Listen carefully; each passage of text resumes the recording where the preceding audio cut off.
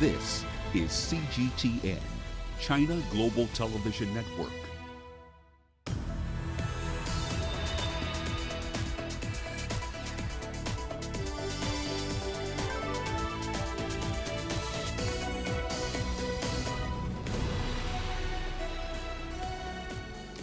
Hello there, welcome to this edition of Global Business Africa. In the course of the hour, we'll run through all the business news stories you need to know about from Africa and beyond. But let's start with a quick run through the markets here for you. There's a lot of red ink, as it were, across the markets here for you today. The Kenyan bourse essentially the only one closing in positive territory today, but only just. At today's levels, it's down 12.5% so far in the year. It's actually shed over 50% of its value in the last 5 years. JSE Top 40 still in positive territory, barely so though, up almost 3% for the year. So far in the second half, it's actually down by over 8%. These numbers are looking fairly grim. Here's what's coming up tonight. The South African Revenue Service raises concerns that taxpayers could start withholding payments due to corruption. The G7 summit wraps up with a positive outlook for China-US trade, as well as the Iran nuclear talks. And a rescue project uses the color pink to help reduce the number of people who are drowning along South Africa's coastline. But let's start tonight with a question of taxes, specifically taxes in South Africa. South African taxpayers apparently may start withholding their tax payments due to years of corruption and a seemingly never-ending stream of government bailouts. That, at least, is according to the country's revenue service. Now, SARS says that withholding of funds will ultimately force South Africa to seek an international bailout. In recent years, Africa's most industrialized economy has seen its revenue collection numbers fall sharply due to weak economic growth, mismanagement, among other matters. Last November, the situation became so bad it forced the president, Cyril Ramaphosa, to fire the State Revenue Service boss, Tom Moyane, in the wake of a judicial inquiry that has triggered an executive clean-out. However, the International Monetary Fund says South Africa has not approached the fund for bailout and is still far from needing to do so. So then let's dig a little deep into this subject. Angelo Coppola joins us now live from Johannesburg with more data on this. Angelo, let's try and put some numbers, some meat on the bone, as it were. Do we have any idea what the scale of tax avoidance and evasion in South Africa is like at the moment? Well, Raman, there was some research done in December last year which estimates that South Africa loses around $105 million a year due to profit shifting by multinationals. That's about 4% of the total current corporate income tax receipts that the country gets on an annual basis. The key finding there suggests that some 98% of the tax loss is associated with profit shifting by the biggest 10% of the multinationals. And half of all those profits are shifted out of South Africa and, very interestingly, are moved to Switzerland, where the tax rate there is just 8.5%. Of course, in South Africa, that corporate tax rate is sitting at 28%. There's a 20% arbitrage that's happening. On the other hand, though, just 19% of all tax receipts come from corporate income tax. The rest, of course, comes from individuals, and that's where the issue is right now, Raman. Indeed, so the SARS Commissioner pointing out to this growing trust deficit in society. But what can the agency realistically do to at least partially close it? Because a lot of the things that he's pointing to, the corruption, the government bailouts, those are things outside of SARS control.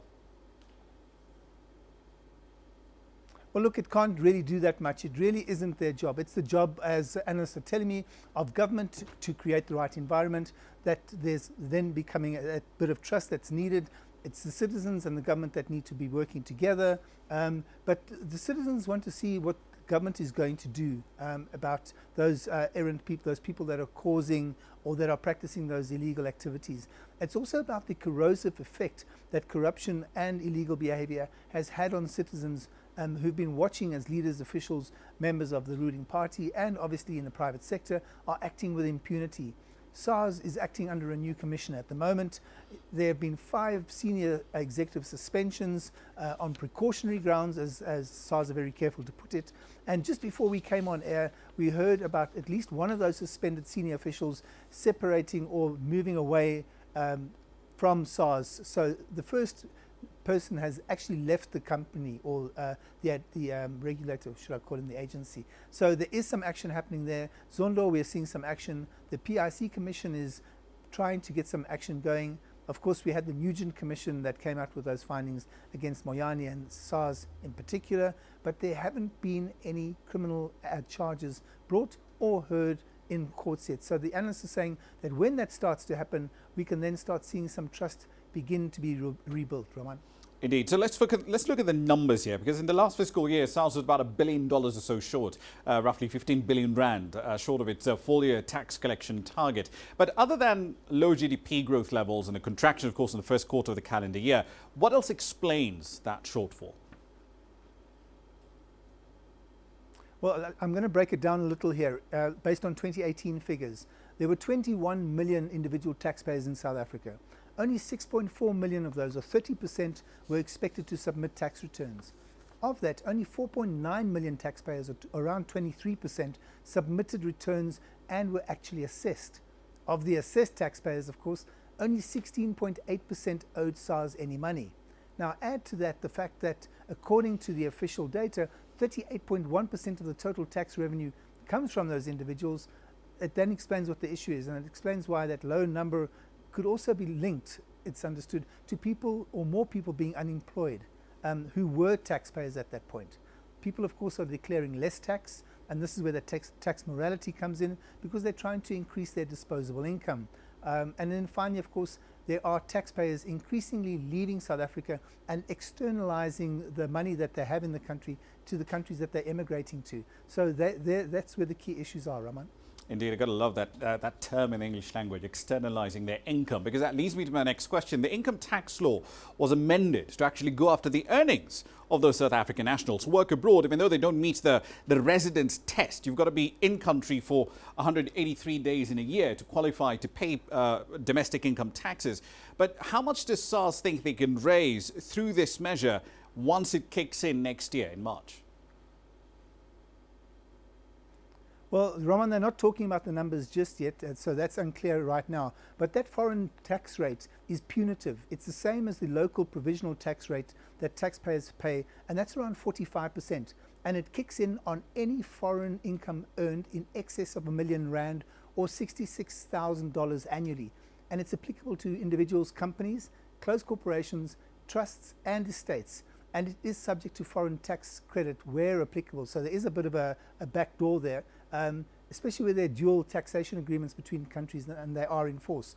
We do know that there are large expat communities in Australia, the US and Europe. And some research is suggesting that around 1 million South Africans are living and working abroad, most of whom are educated and probably working in highly skilled professional jobs, earning way above that $66,000 mark annually. So there is a fairly large pot or group of people that they're targeting. Whether they're going to get it right or not remains to be seen. Raman. Indeed. Let's see how this plays out come March 2020. Angela Coppola in Johannesburg. Thank you. Now, staying in South Africa, the state-run power utility, Eskom, says that it will take anywhere between 3 to 5 years to fully effect a plan to split the company into 3 separate units. Now, earlier in the year, President Cyril Ramaphosa said that the company would be divided into essentially specific business lines, one focusing on generation, another on transmission, and another on distribution. The idea being to make it more manageable. Now, the proposed split is part of a broader rescue plan that also committed the government to pay nearly $8.4 billion over 3 years in bailouts. At the moment, Eskom accounts for nearly 17% of South Africa's total sovereign debt. It's a huge concentration risk. The electricity supply is seen as a risk to the country's financial stability, with economists saying a collapse of Eskom would cost South Africa its last investment-grade rating. Better, sort of, but still not good enough. That's how Zimbabwe's public servants have responded after the government raised its wage increase offer from 10% to 76% last week. Now, government and its workers have been locked in wage negotiations for weeks now in the face of rising inflation. SCGTN's Farai Makutuya with more. A 76% increment will see the lowest paid government employee earning 1,023 Zimbabwe dollars, just about $106. Not enough to get through the month. Currently, our survey has revealed that a minimum of 4,600 is needed to cross the poverty totem line, meaning that the basic commodities that one needs per given month must be purchased at that level. Galloping inflation, driven by the depreciating local currency, has eroded wages and fanned anger amongst workers. Civil servants are still angling for an increment that would take them beyond the 4,600 Zim dollar mark, but they acknowledge that may be difficult to extract from a government that is pursuing austerity. We may not reach that mark, but we can work towards an agreement which will tell us what steps we are taking to get to that destination. What is important, obviously, is for us to commit to a definite route and definite timelines as to when we can cross the bridge of the poverty datum line. As they brace for another round of tough negotiations, they want all cards to be laid on the table. There is something that is shrouded in mystery here. Zimbabwe's inflation rate is not clear, and nobody has come up to give us the official statistics as to indicate at what level of inflation we are. So everybody goes to the table groping in the dark, and that is very dangerous for assumptions which are building up now and expectations obviously coming out of those assumptions. Before suspending the calculation of year-on-year inflation, the rate had hit a 10-year high, 175% in June. It's likely soared higher by now, and workers want their increment to follow suit. Farai Mwakutuya, CGTN, Harare, Zimbabwe.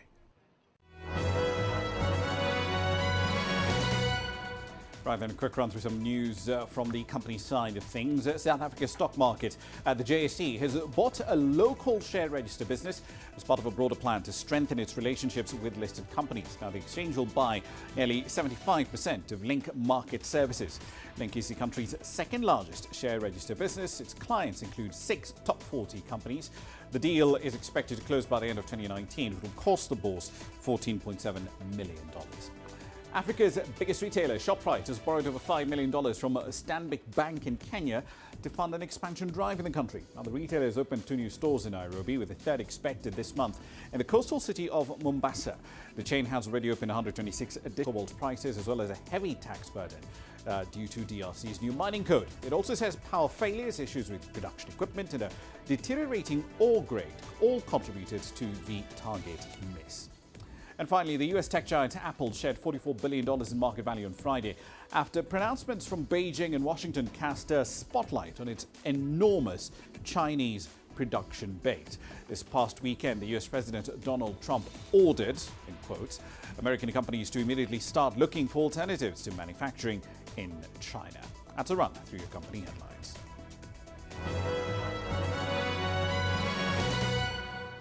You're watching Global Business Africa. It's time for a short break. Here's what's coming up next.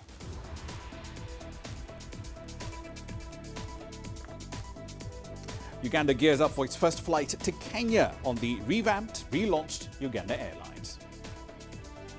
And we look at a $50 million pledge that aims to boost the population of black rhinos around the world. The world economy as we know it is about to change. Global business reports highlight emerging markets, developing countries, and dynamic sectors worldwide. We feature top analysts and newsmakers to provide perspectives on every facet of business. From an on-the-ground perspective, we provide you with balanced and objective assessments. Fast, sharp, and insightful. Global Business, only on CGTN. Every story starts out like this. Okay. We'll head up now. But beyond the rush of the numbers, there's always a more fundamental question. What happened? Who has been affected? When market-moving decisions are made, who's responsible? And why? Let's get some reaction on ground. Joining us in Johannesburg is Sue Nairobi. Hello, Nairobi. This is how all stories begin. See how they end. Only on Global Business.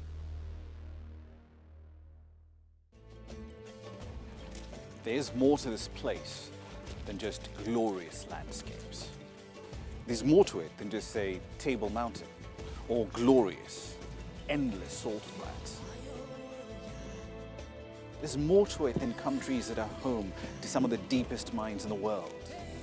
There is so much more to this place, even if it is home to some of the finest diamonds on the planet. It is the sheer diversity of the people who call Southern Africa home and the relentless drive to make it a better place that make it so special. And we know that because this too is home.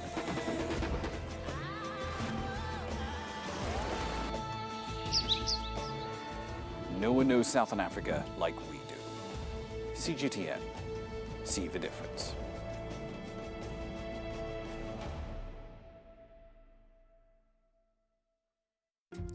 Africa is the nexus of enterprise, and global business will tell you why it matters. From the mega investment projects to multi-billion-dollar mergers and acquisitions. Africa today collects, just in terms of revenues from taxes alone, $545 billion a year. If you take 10% of that and you devote it to the energy sector, problem solved.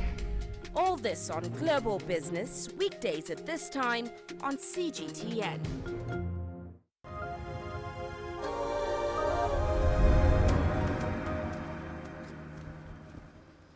Welcome back to the program. Now let's focus on aviation, specifically here in East Africa. Uganda Airlines is set to have its inaugural flight to Nairobi a day ahead of the scheduled resumption date. Now the flight is set for Tuesday. It will carry technical officers, government officials and media to the Kenyan capital, pretty much right across Lake Victoria.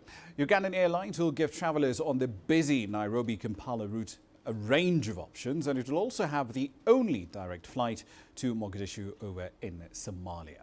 So then, let's dig a little deeper into this particular story. CGTN's Michael Beleke has been covering it. He joins us now live from Kampala with more. Right, so Michael, East Africa's aviation market, though, is very crowded. You've got Ethiopian Airlines, you've got Kenya Airways, Rwanda set up shop not too long ago. So given all of those factors, why did the government want to revive Uganda Airlines?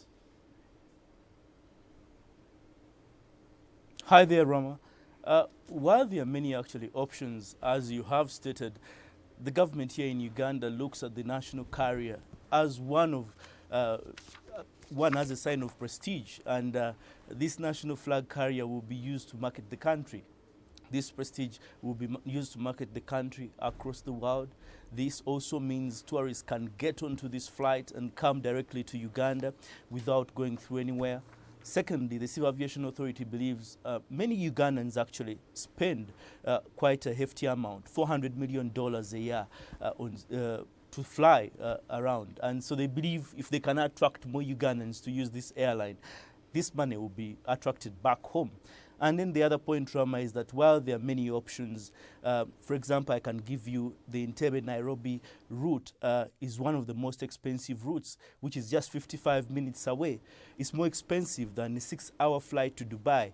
So they believe, of course, having this airline around will bring down the cost of flying to and from Uganda, and especially for many Ugandans. Indeed, and of course we've heard quite a few complaints about the prices on that route, mainly because Kenya Airways has been, I think, having a monopoly, as it were, on that particular route. But looking at the fleet that Uganda Airlines has at the moment, you've got 2 Bombardier CRJ-900 jets on the ground at the moment. There's another A330-800 Neos that are on order, due for delivery around 2020, I believe. Walk us through the fleet expansion plan.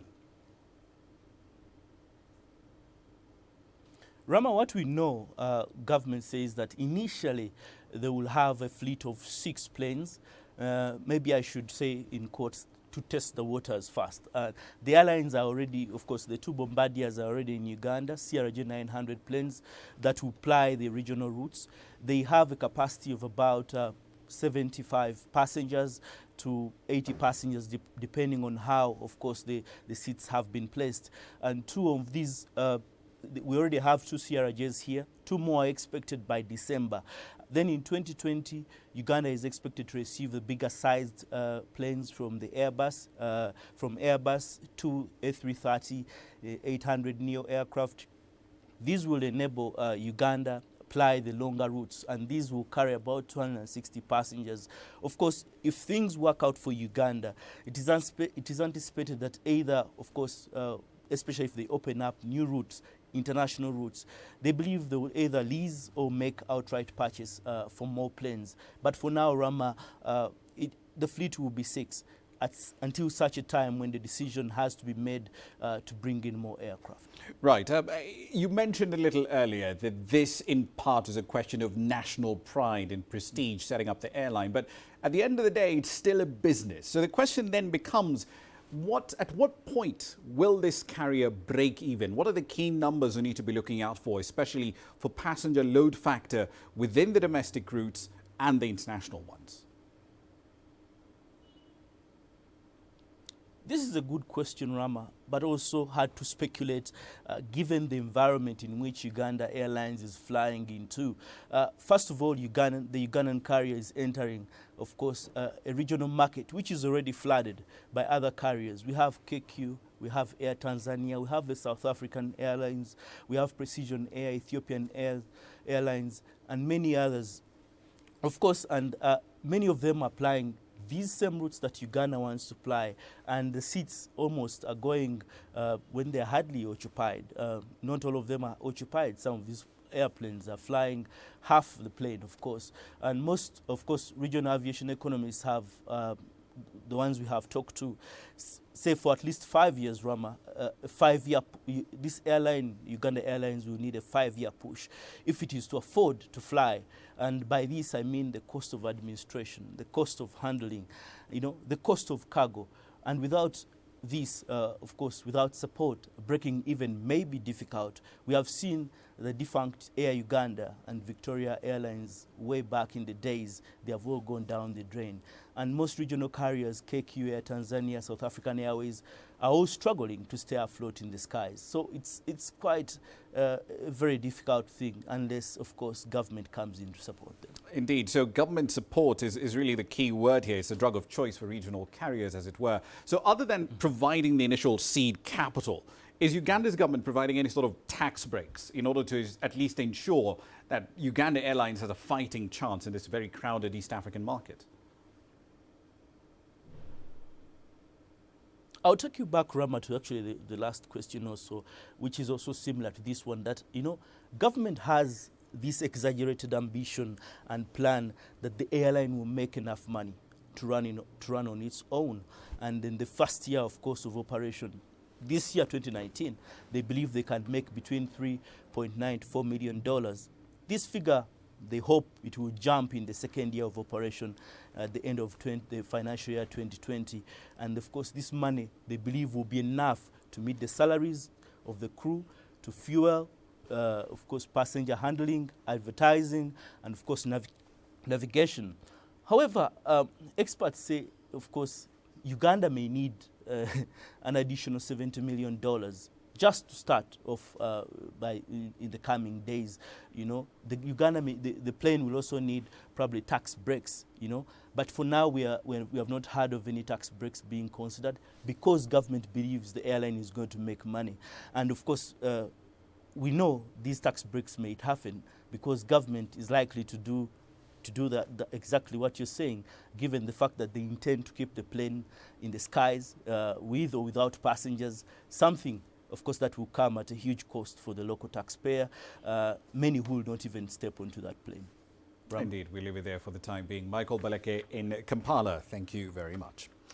Now then, China's partnership with African countries in a range of sectors to enhance bilateral ties and global development has been in focus. It's one of the reasons that African officials gathered for the 8th meeting of the China-Africa Think Tanks Forum, which opened on Monday in Beijing. Over 400 representatives attended that event, most of them from African countries that are also taking part in the Belt and Road Initiative. One of the main themes was creating a shared future between the two sides. The conference also covered building closer communities, aligning the Belt and Road Initiative with the African Union Agenda 2063, as well as maintaining good relationships between think tanks on one hand and the media in both China and Africa.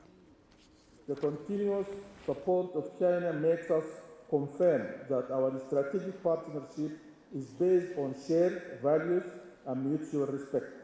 This is why I'm convinced that China-Africa partnership is bringing various advantages to the two sides.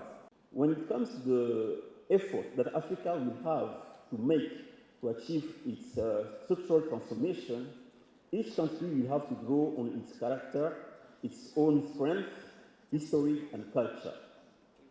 The partnership between Africa and China contributes to create a world that allows more choices, basically more freedom. Now, investors' appetite for funds that aim to improve the environment and society is rising. For instance, in Africa, the continent is said to be one of the recipients of the so-called Rhino Impact Bond. It's a $50 million note which is set to launch next year. It looks to boost the population of black rhinos by at least 10% around the world. CGTN's Travis Andrews explains how it'll work. Africa is facing a poaching problem, with the rhino arguably the #1 target. The species no doubt faces the threat of extinction. Black rhino populations have particularly dwindled, but through the Rhino Bond, conservationists are attempting to channel much-needed funds to protect the species.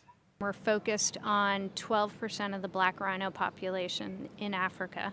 So there are sites in South Africa and sites in Kenya. And the idea with the Rhino Impact Bond is it's attracting investment funding. So we're bringing in new funding to rhino conservation, and we're also shifting the risk of funding from the from the donors to the investors. The fund is being driven through conservation capital. We're attempting to utilize the bond in a way which mitigates some of the threats facing black rhino populations. South Africa desperately needs investing in ways to curb the poaching levels. The funds derived could be used for new equipment or even set up more anti-poaching units. Each of the sites has done an in-depth plan looking at how they can grow their rhino population. So each site is different. Some sites are facing severe poaching. Other sites need habitat in order to support a growing rhino population. So each of the sites has done a very detailed, rigorous work plan and budget. And so the budget will be distributed as per the needs of each site.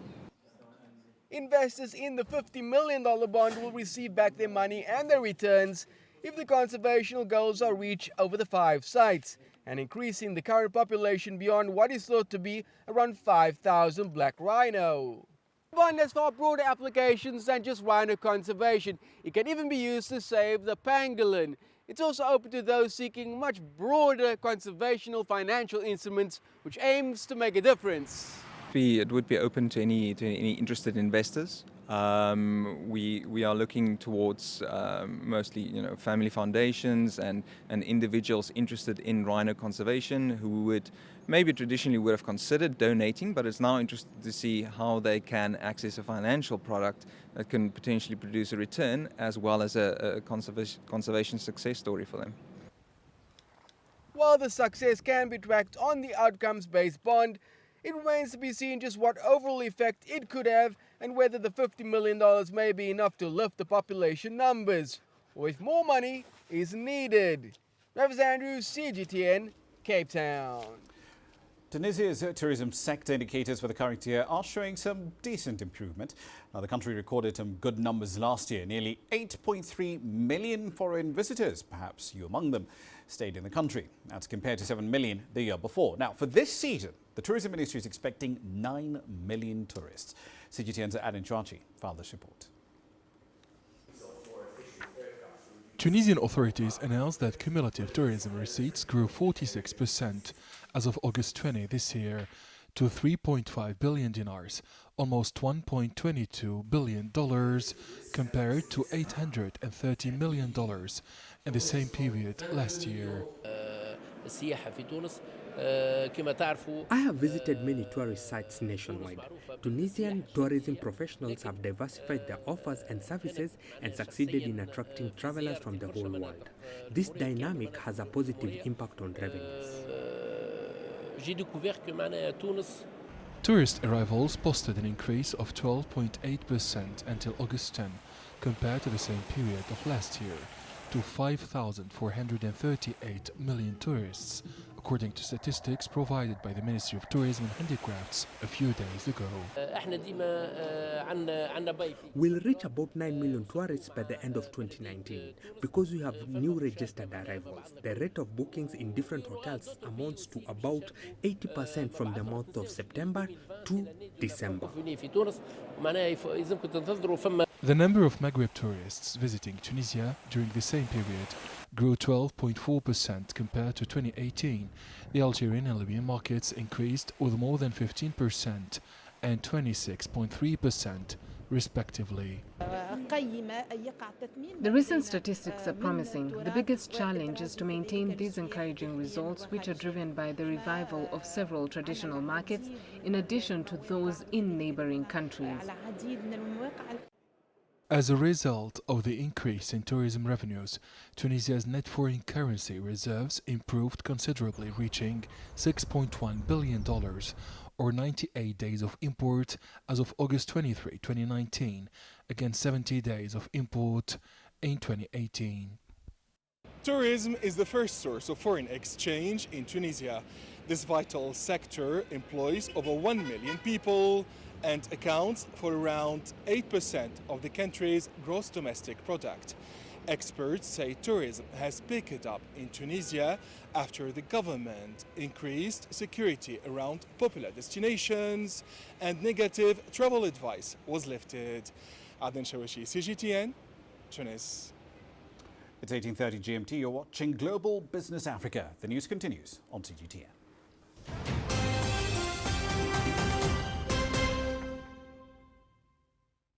Business in Africa is at a crossroads. We celebrate those who are adopting and thriving despite the challenges, from grassroots to big businesses. Global Business takes you along for the ride as we track the making of a giant. Only on CGTN. For a look at some economic data out of the country, the country's foreign currency reserves. With a dedicated and diverse team of anchors, CGTN now brings Africa to the palm of your hand. I'm Perina Karibe in the heart of Nairobi, which is bustling. From everyday heroes to the continent's most powerful figures, we bring their voices to you. We haven't changed. And this is something most of us are very excited about. We bring you news that's changing perspectives.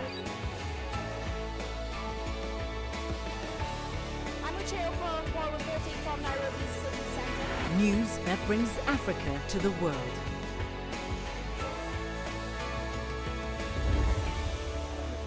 CGTN.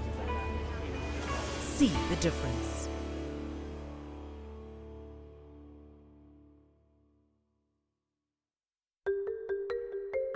How will your world change today? What happens here? What happens there? Or what you make happen for yourself? If it matters to you, it matters to us too. Your stories are the stories that need to be told. Africa Live. Find your voice.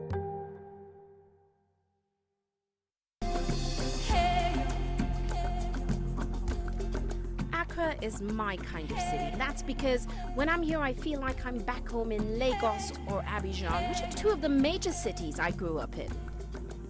Business in Africa is high risk. After about a decade covering business news on the continent, I've learned it's all about the high risk, but also the high returns and the high energy. You simply have to adjust in order to keep pace. When I started out as a journalist, my dream was to open people's minds to the different perspectives. From the CEO in the boardroom to the trader out in the street, we all have different stories. From Accra to Addis Ababa, from Cairo to Cape Town, and I wouldn't have it any other way. Here at CGTN, we realize that Africa is on the move, and it's moving fast, but we're moving right along with it. I'm Ucheo Koronkwo, and I'm a business anchor and reporter at CGTN.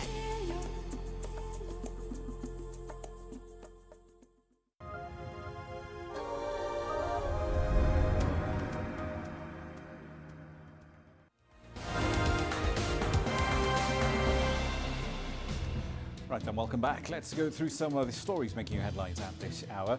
Starting in Zimbabwe, a rather large delegation from the country has joined fellow Southern African Development Community representatives in Geneva in order to fight for the reversal of a ban on the sale of ivory stockpiles. At the ongoing CITES conference, SADC countries are seeking to have nations with high elephant populations exercise various management methods, including trophy hunting and the sale of ivory. Elsewhere, 38 air chiefs from across Africa are in the Kenyan capital to discuss important continental issues. The 7-day meeting is focusing on identifying policies, institutional challenges that confront the African air sector. In Sudan, a state of emergency has been declared in the country's Red Sea state after ethnic violence over there left at least 16 people dead. Just last week, clashes reignited between the tribes of Bani Amer and Nuba in Port Sudan. However, it's still not clear exactly what triggered that round of fighting. That's a run through your headlines.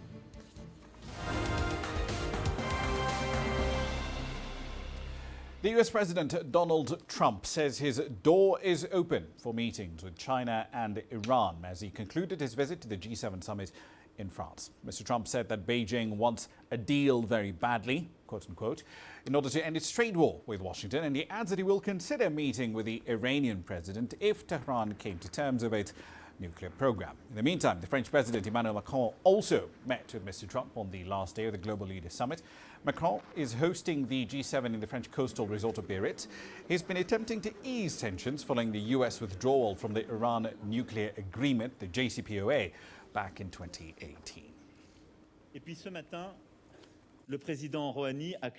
This morning, the Iranian President Hassan Rouhani clearly said that he was ready to meet any political leader if it was in the interest of his country. What I told the Iranian Foreign Minister and President Rouhani is that if he accepted to meet President Donald Trump, I am convinced that an agreement could be found. We know the terms, the objectives, and now we need to get around the table and manage it. So I hope that in the next few weeks, on the basis of these conversations, we can manage to organize a meeting at the highest level between President Rouhani and President Trump. Now, speaking of trade disputes, Beijing says it won't buy the US approach of threats and intimidation in trade talks, and it warns it will retaliate if the United States puts extra tariffs on exports from China. China is also warning that forcing American companies to break up with their Chinese partners to exit from the country altogether will damage the international industrial supply chains and disrupt the global financial market too. Just last week, as you will recall, the US President ordered, in quotes, American companies to start looking for an alternative to production in China.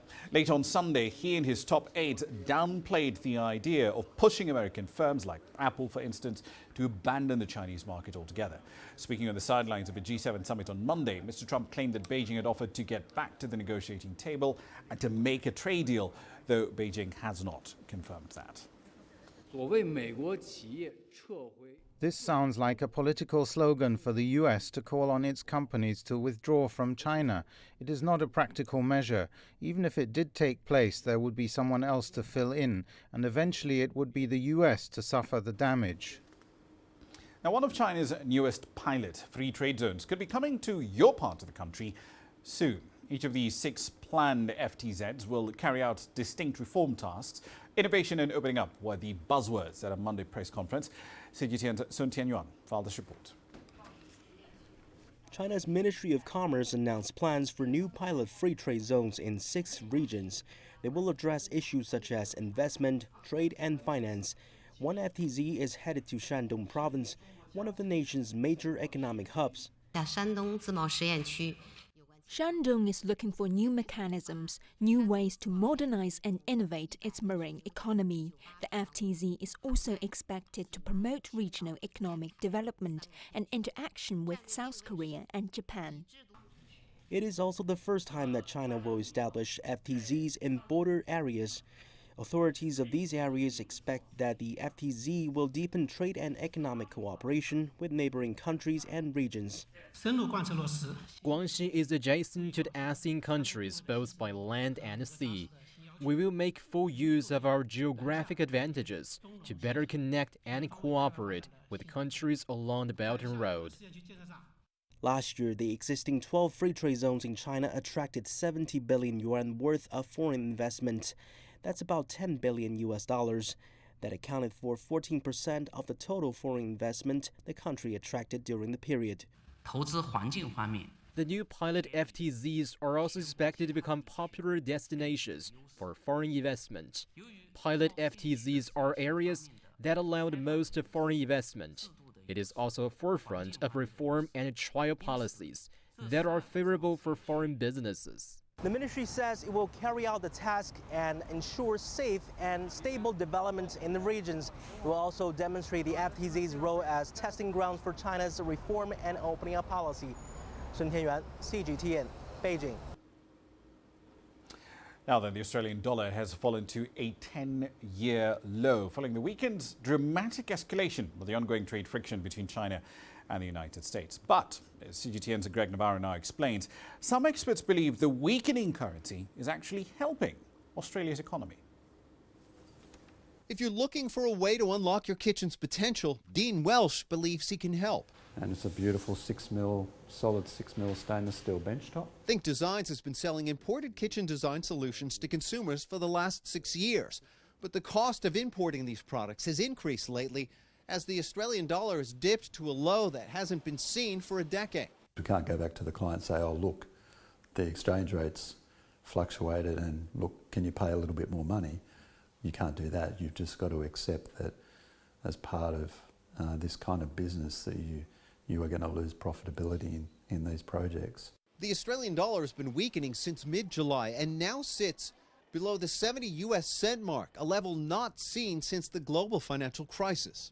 And a key factor here has been a strengthening US dollar, but also pressure on commodity prices and concerns about the global growth outlook. That's putting added financial pressures on Australian consumers in a number of ways, including here at the pump, where petrol prices have reached a 4-year high.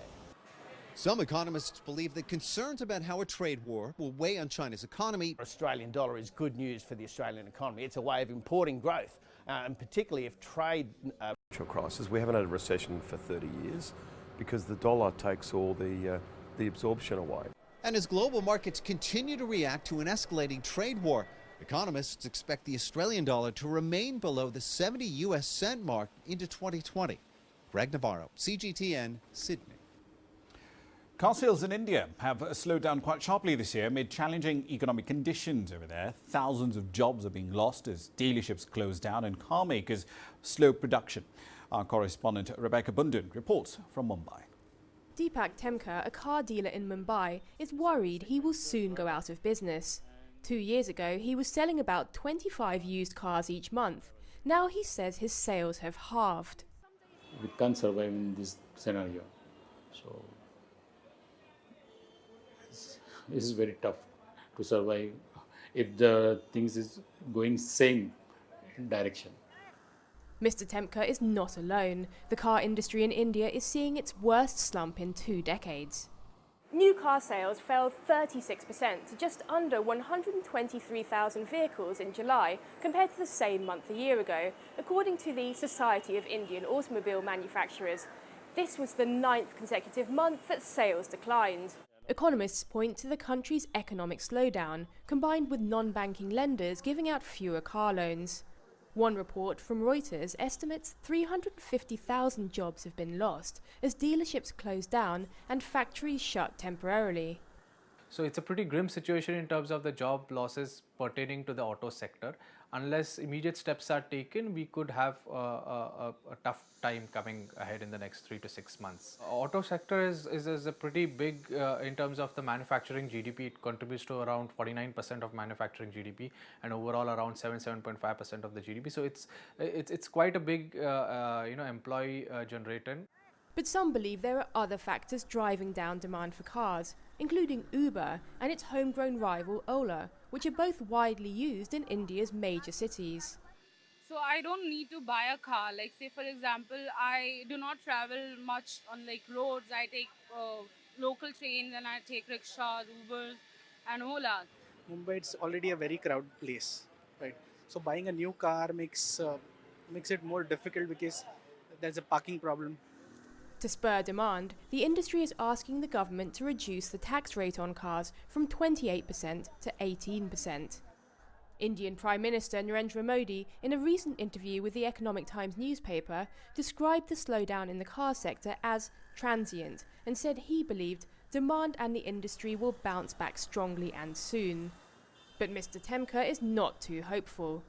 With competition from online car dealers also hurting his business, he says it's going to be tough to jumpstart sales. Rebecca Bundan, CGTN, Mumbai. Now then, despite conflicts and instability, tourism does remain an important part of Kashmir's economy. But since India's revocation of Kashmir's special status, business there has slowed down quite a bit. Our correspondent Daniel Khan finds out how the situation is like along the line of control and how that is affecting tourism in Pakistan-controlled Kashmir. If there is ever a heaven on earth, it is here in Kashmir, are the famous words of Mughal Emperor Jahangir. Kashmir is blessed with all the virtues travelers obsess over. Snow-capped peaks, dense pine forests, meadows, waterfalls and gushing rivers. We get a lot of local and foreign tourists, especially to the Neelam Valley and Muzaffarabad, Rawalakot, Panjosa and Tolipir. Hundreds of thousands come here every year.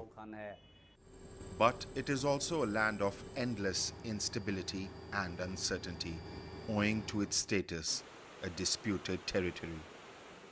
There is a looming security threat along the border, and people, especially tourists, fear the situation can escalate at any moment. Tourism was the backbone of Kashmir's economy. Hundreds of thousands of local and foreign tourists used to come here to witness its landscapes and natural beauty. But since escalation at the line of control and frequent ceasefire violations from the Indian side, authorities say the tourism sector has been badly hit. Such uncertainty is unfortunately far from uncommon in Kashmir. The latest tensions simmering in the valley have brought Pakistan and India to the brink of war. Ever since India has started violating the ceasefire, it has greatly affected our tourism industry negatively, especially the Neelam Valley, where the tourist spots are very near to the LOC. They fired at those spots and injured the people there. They even fired cluster toy bombs in the area. Several children got injured. An increased militarization of the Kashmir Valley by Indian armed forces and unrest has taken a heavy toll on tourism. We used to have thousands of tourists here, but ever since the special status of Kashmir has been changed and violence has begun at the LOC, tourism has gone down. The Kashmir government had announced 2019 as the year of tourism, but no one is coming here because of the tense situation. 90% of our business has been affected. Much of the local population is involved with tourism, whether directly through hotels, restaurants and transportation, or indirectly through sales of supplies to businesses or handicrafts to visitors. The situation at the LOC had a negative impact on tourists. Where 1,000 tourists were coming here in the past, now not even 100 come. It is hurting our economy. The local population depends upon the tourism, and right now, as far as the Kashmir issue is concerned and the brutality India and Modi has shown to the world, the local population is adversely affected. In better days, Azad Kashmir sees around 2 to 3 million tourists a year. But whenever turmoil surges, as it is now, livelihoods are impacted. For now, the percentage of the tourists stands at between 2 to 3. Hotels and guest houses lie vacant. We went as far as giving out hotel and guest houses free for 3 days to the tourists who were traveling here. But when the hype was created in the media about the border areas, people cancelled their trips. As tensions simmer between the two nuclear-armed neighbors, residents of Kashmir fear the situation might escalate any time. They remain uncertain about their future and livelihood. Danial Khan, CGT and Azad Kashmir, Pakistan. All right, then a quick run through commodity prices here for you. Brent crude is in free fall today, back under 60. It's actually fallen to about 58.86 in the last minute or so. Now, in part, that's about the uncertainty of the direction of US-China trade, and that trade dispute really weighing down demand expectations in the near term. China bought over 22 or so million barrels of American crude in the first half of the year, but the tariffs it's imposed, that oil became just a bit more expensive, to the tune of about $3 a barrel, rather, by some estimates, for Chinese buyers. Here's what's coming up next.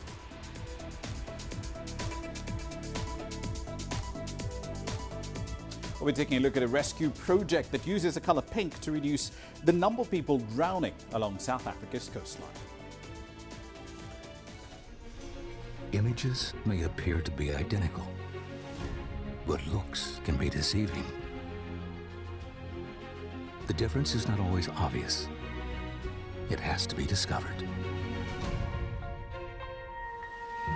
There are always different sides to a story. We put the focus on the details. To see more, to understand better.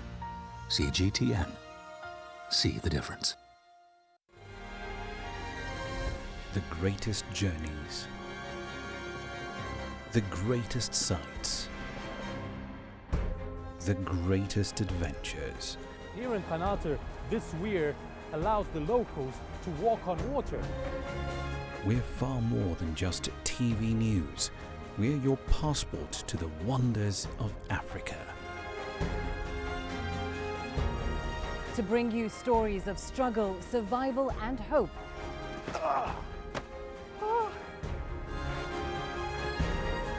So let's explore.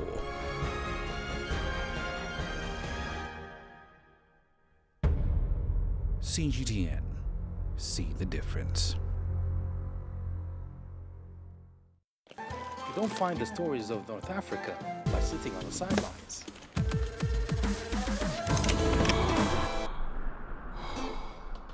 No one else will take you where we can in North Africa.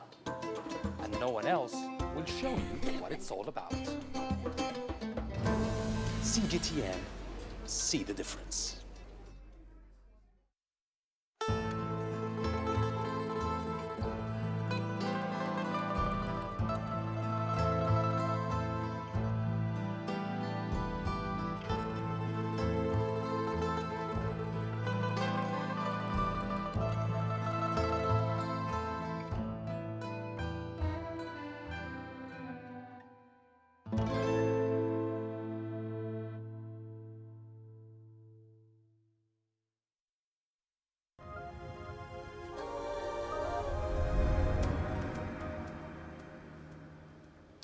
Now, the colour pink is playing a critical role in keeping water and beach users safe around South Africa's coastline. The Pink Rescue Buoy project is an initiative spearheaded by the country's Volunteer Sea Rescue Service, the NSRI. The project uses specially coloured pink rescue buoys for high visibility to help reduce the high number of people drowning. CGTN's Travis Andrews filed this report for Grassroots tonight. With a coastline stretching more than 2,800 kilometers, South Africa is one of many countries that have to keep a close eye on all sorts of water users. Drop-gun drownings is sadly a common occurrence, especially where there are no lifeguards on duty. But the National Sea Rescue Institute has come up with a novel way of trying to save lives. They call it the Pink Rescue Buoy, and it's stationed where beach users are most active. It's meant to be highly visible in the surf zone and hold a weight of at least 3 people. In fact, started with pool noodles, you won't believe it. But that evolved very quickly into the Pink Rescue Buoy project. So that was the kind of brief evolution. Pink is obviously a very emotive color. It has a very positive kind of image in society, and I mean, practically it's a very visible color. So it's just fitted the project fantastically. Today there are 435 Pink Rescue Buoys stationed around the country, where water users are most active. It's meant to be tossed at someone in the water in need of help. For some beach users, the device has already proven indispensable. Been used in 43 successful rescues, which we're extremely proud of. It's an amazing thing that a simple piece of plastic and how to call for help and so on that is printed on the graphics on the signboard has helped to save 43 people. As a proudly South African invention, the Pink Rescue Buoy project's success lies not only with the NSRI's commitment to keep sea users safe, but also with private donations that pay for the devices to be made. The Pink Rescue Buoys have been such a successful innovation that even other countries are testing it as one of the alternative life-saving devices to be installed along their coastlines. I think it'll go very quickly into a lot of countries. I mean, Australia, one of them. But you know, it's been recognized by the IMRF and other organizations around the world, and I think that'll help distribute the kind of awareness. And hopefully, you know, with Hawaii's very similar project, this will become universal everywhere in the world and be adopted in many, many life-saving services and countries. For now, the life-saving device stands at the ready at beaches, harbors and inlets as that all-important measure of safety that no beach users should be without. Travis Andrews, CGTN, Cape Town. Let's wrap up the hour with a run through some currencies here for you. The rand really is our focus at this point in time. It's taken quite a beating so far this year, but the worst of it has come essentially in the last 4 weeks or so, essentially from the late end of July. It's actually ceded 6.4% to the dollar, and from the 1st of July, it's down nearly 8%. Kenyan shilling, essentially you'll recall this was about 104, heading towards 105 not too long ago. It's heading back in that direction at the moment. 103.38 was the level that we saw pretty much at the end of July. Incidentally, the East African nation has now started putting some crude oil into the market. 200,000 barrels of crude shipped out today. Those are your currencies, and that's it for tonight's edition of Global Business Africa. As always, we'd like to hear your thoughts on the content we've seen here in the last hour. There's several ways to get your thoughts back to us, all of them on your screens right now. I'm Ramanyang in the Kenyan capital, Nairobi. Thank you for your company in the last hour. The World Today is up next from Washington, D.C.